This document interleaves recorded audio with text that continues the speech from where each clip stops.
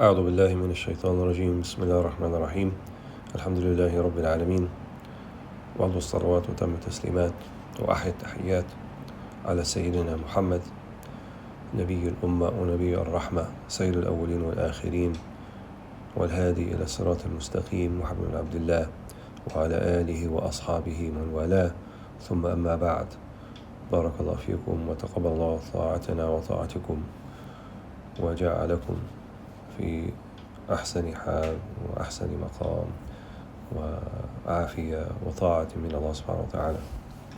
So alhamdulillah, we are into our 14th day and 14th session of this series of the maqamat, or the stations of the believers. And in our last session we talked about the station of Hajj, or the Hajj, the one who makes Hajj, or the one who makes pilgrimage. And before that we talked about the Muhajir, the one who makes Hijrah. And Hajj you can think of as a subset of Hijrah, of emigrating to something. And we talked about the emigration of the hearts, and that the Prophet ﷺ said, Al-Muhajir man hajara al-Usyan, or kama qala ﷺ, that the Muhajir is the one who leaves aside and forsakes Usyan, seeks aside sinning and things that would drive you further away from as-sirat al-mustaqim and from Allah subhanahu wa ta'ala. So in essence, all of our movements, all of our decisions should be centered around the idea: is this going to bring benefit for me in the akhirah? Is this going to bring me closer to Allah subhanahu wa ta'ala? Am I following my hawa? Am I only following my whim and my caprice in taking this particular decision? Or am I trying to truly please Allah subhanahu wa ta'ala? So in this vein, in Surah Al-Hajj, there is another trait, attribute, maqam of the believers that's mentioned in this regard, namely Al-Mukhbitin, Al-Mukhbitin, وَبَشِّرِ الْمُخْبِتِينَ. So specifically, the verse in the Quran, in Surah Al-Hajj, وَلِكُلِّ أُمَّةٍ جَعَلْنَا مَنْسَكًا لِيَذْكُرِ اسْمَ اللَّهِ عَلَى مَا رَزَقَهُم مِّن بَهِيمَةِ الْأَنْعَامِ فَإِلَٰهُكُمْ إِلَٰهٌ وَاحِدٌ فَلَهُ أَسْلِمُوا وَبَشِّرِ الْمُخْبِتِينَ الذين إذا ذكر الله وجلت قلوبهم والصابرين على ما أصابهم والمقيم الصلاة ومما رزقناهم ينفقون. And Surah Al-Hajj, in this meaning, is the only surah that has this mention of Al-Ikhbat, or Al-Mukhbitin. And the linguists say that Al-Khabat is Al-Mutma'in min al-Ard, yani something that is kind of a lower ground, and it would be something that you would seek to be firmer in the ground, a lower ground, or something that is wide and vast, a wide and vast ground, not hilly.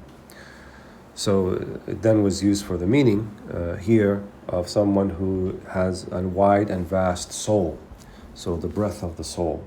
And we see this mentioned in the attributes of the Mukhbitin in these two verses in Surah Al-Hajj.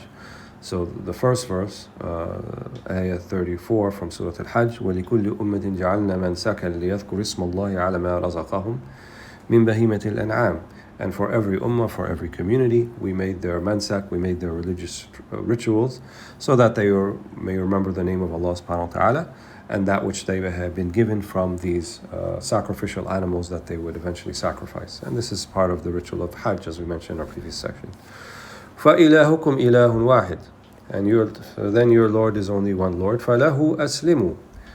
And then for him you shall turn completely towards. أَسْلِمُوا, yeah, completely submit. وَبَشِّرِ الْمُخْبِتِينَ. Right? And give bishara and give glad tidings to the Mukhbitin. And as we said, the Mukhbitin, the Shaykh Qadi, he defines al-Mukhbit as al-Mustadim lit-ta'a bi-shart al-istiqamati ala al-istita'a. He says the one who is perpetually in ta'a, the one who is perpetually in obedience to Allah subhanahu wa ta'ala, on the condition that there is an istiqamah, that there is an uprightness that goes along with this ta'a. And we see that mentioned in the attributes in the following verse. الَّذِينَ, the first attribute, إِذَا ذُكِرَ اللَّهُ وَجِلَتْ قُلُوبُهُم. Those, when Allah subhanahu wa ta'ala is mentioned, their hearts stir. wajilat. And al-wajil is a type of stirring of the heart. The Prophet ﷺ, he mentioned to the companions that the greatest companion Abu Bakr as-Siddiq, he said, ما فضل عليك أبو بكر الصديق بكثير صلاة ولا صيام ولكن بشيء وقر في صدري أو كما قال صلى الله عليه وسلم. That Abu Bakr is not better than you or preferred over you because of he does extra fasting or extra praying or something that's quantitative. No, rather something that's qualitative. ولكن بشيء وقر في صدري. Rather, it's something that stirs in his heart. And in another hadith, he praised Abu Bakr as-Siddiq and said, if the iman of everybody else was weighed with the iman of Abu Bakr as-Siddiq would be heavier in the scales. And of course, the Prophet ﷺ also praised many of the other Sahaba. But Abu Bakr as-Siddiq radiallahu anhu has, I believe, a special place in the heart of the Prophet Muhammad ﷺ. And then he would also have a special place, a special maqam, indeed also with Allah subhanahu wa ta'ala. So al-wajal fil qulub, right, to hear the verses of Allah. And the sign that when you see the ayahs or the verses of Allah, that your heart stirs, is that in whatever capacity, in whatever manner it's presented to you. So it doesn't have to be the most melodious recitation of the Quran for you to be stirred by it. And it doesn't have to be from someone that you particularly admire or like, when the dhikr of Allah, if they remind you of Allah subhanahu wa ta'ala. The Arifun, they say that even within some of what we deem to be nature's sounds, the chirping of the birds, or it can even be something that you see, like the sunlight falling upon the side of a building and things like this, that there are ayat and there's dhikr of Allah subhanahu wa ta'ala. And this is borne out in the ayah also, and confirmed قوله تعالى وَإِن مِّن شَيْءٍ إِلَّا يُسَبِّحُ بِحَمْدِهِ وَلَكِنْ لَا تَفْقَهُونَ تَسْبِيحَهُمْ. And verily everything praises the hymns and the praises of Allah subhanahu wa ta'ala, وَلَكِنْ لَا تَفْقَهُونَ تَسْبِيحَهُمْ. But you don't always see that, you don't always understand. So this would confirm here in this verse, and Mukhbitin then is a high maqam, is a high a high consciousness and a high implementation of belief in order to see the signs and everything. As is mentioned, one of also the poets of spirituality, Abu al-Atahiyya, where he said, أَلَا فِي كُلِّ شَيْءٍ آيَةٌ تَدُلُّ أَنَّهُ هُوَ الْوَاحِدُ. Verily, there's a sign in everything that indicates that he is the one. And so everything then is directing you towards Tawheed. So إِذَا ذُكِرَ اللَّهِ, if Allah's name is mentioned, or something that reminds them of Allah subhanahu wa ta'ala. And that's why they say the kalam al-arifin, the words of the arifin, or ru'yat al-arifin, the knowers of Allah subhanahu wa ta'ala, يُذَكِّركُم بِاللَّهِ, it reminds you of Allah subhanahu wa ta'ala.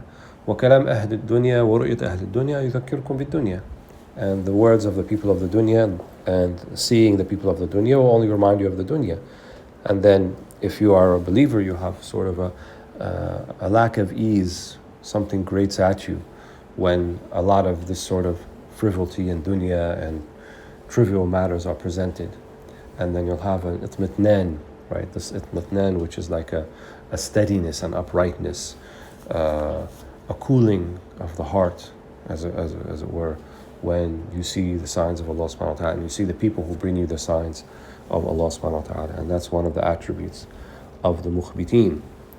The second attribute that is mentioned in this verse, الَّذِينَ إِذَا ذُكِرَ اللَّهُ وَجِلَتْ قُلُوبُهُمْ وَالصَّابِرِينَ عَلَى مَا أَصَابَهُمْ. وَالصَّابِرِينَ عَلَى مَا أَصَابَهُم. And those who are patient and persevere for the calamities that befall them. And contrary to modern notions of success, having calamities in your life is not an indication that Allah subhanahu wa ta'ala is upset with you or that He's punishing you. And in fact, the great sage and wali and scholar of the Ummah, Sidi al-Jilani, Abdul Qadir al-Jilani, he said that it depends on how you see the calamity, and then it will be then commensurate with how you perceive it in your heart.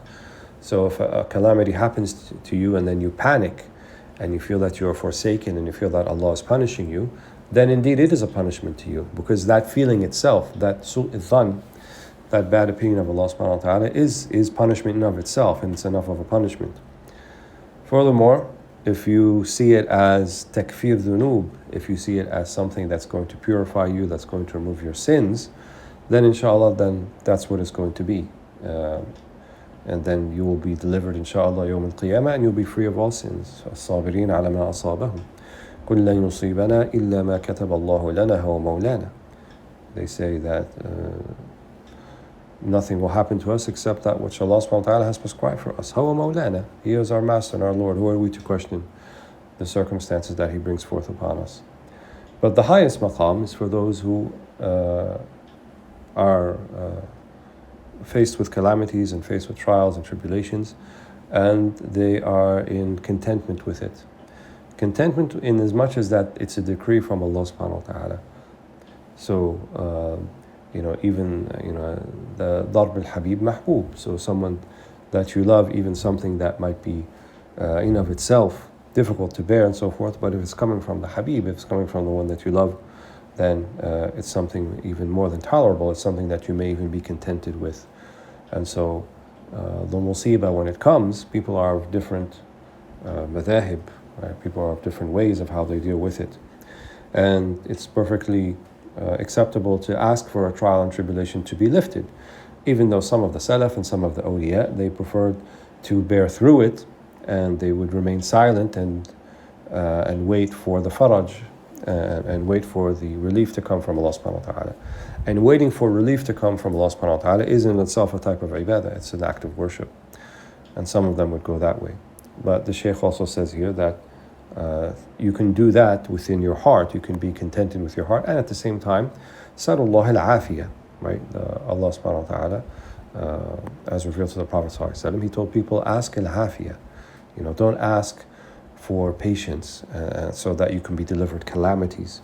And in fact, there was a man who was in such a situation with the Prophet sallallahu alaihi wasallam, and he told him, don't ask him for that. Ask him for al-afiyah. Ask for well-being. Ask not to be tested. You don't want to be tested. Don't ask Allah to test you, and then He might grant you that request of yours. But rather, if the test comes, try to be patient, try to persevere, try to do the best that you can with it, rather than seeking more of it. And we all want afiyah, we all want well-being, both spiritually, emotionally, mentally, physically. These are all great, great blessings. And we want to be grateful for those blessings that Allah subhanahu wa ta'ala has shown us, and that He has completely enamored us with all the time, if we could only see it. So, الصابرين على ما أصابهم والمقيم الصلاة ومما رزقناهم ينفقون. Then the last two attributes, المقيم الصلاة, which we talked about previously, those who establish the prayer. So it's kind of the combination of these two things. Sabr al-isaba, which is to be contented with the decree of Allah subhanahu wa ta'ala, and at the same time doing your ta'ah, doing your worship. So it's not it doesn't become a transactional thing, then it becomes devotional.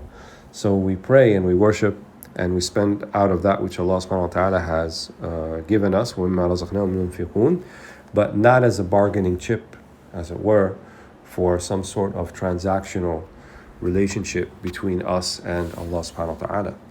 Rather, we spend because Allah asks us to. We pray and try to make the prayer with all of its adab and all of its etiquettes, and in the prescribed times, and as close to the beginning of the times as we can, and make it a priority in our day, because these are acts of worship, not acts of a transactional value where we're expecting something back from Allah. They are their own rewards.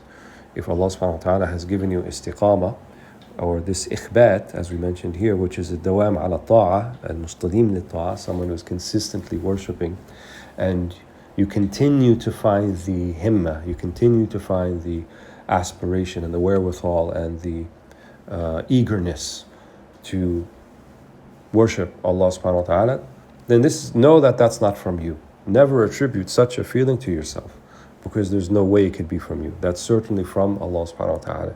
And it's a blessing, and it's a gift, and it's a great, great, great ni'mah that Allah has given you. And sometimes Allah subhanahu wa ta'ala will show us how great a ni'mah is, how great a blessing this is, by taking it away from you temporarily. And then you realize it's not from you, that it's from Allah subhanahu wa ta'ala. So, as the Arifun say, al-multafit la yasil. The one who's turning left and right and looking all over the place and not seeing what they have before them, they will not reach their destination.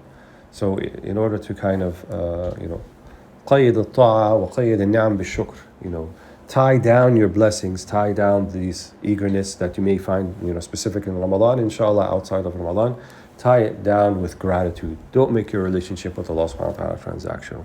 Make it devotional. Make it pure. Make it sincere. Make it solely for His sake. May Allah subhanahu wa ta'ala grant us these meanings. May He actualize them in our heart. May He indeed lift the trial and tribulations upon all of our brethren, wherever they may be, in all of the Muslim lands and all of the lands where Muslims may be. إنه ولي ذلك والقادر عليه والحمد لله رب العالمين والصلاة والسلام على رسول الله والسلام عليكم ورحمة الله وبركاته.